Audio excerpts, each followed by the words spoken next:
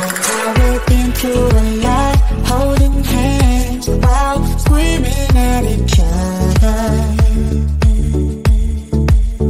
And I don't know how to stop, but I still love you like I do.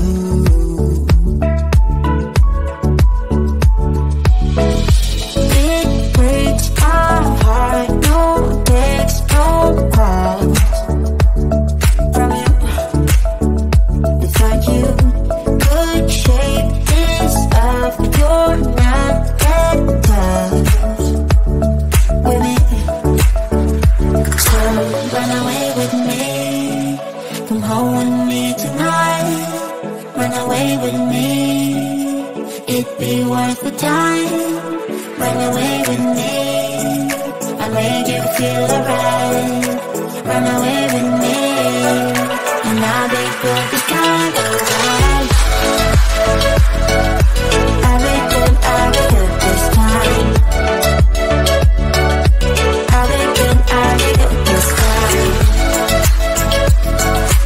I'll be good this time.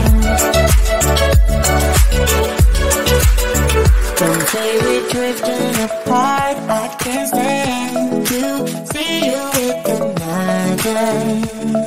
Oh, I know I once broke your heart, but I still love you like I do. Love you like I do.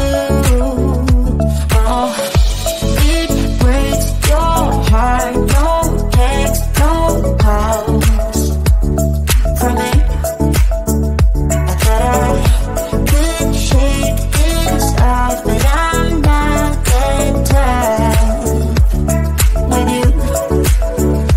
So run away with me, come home with me tonight. Run away with me, it'd be worth the time. Run away with me, I'll make you feel alright.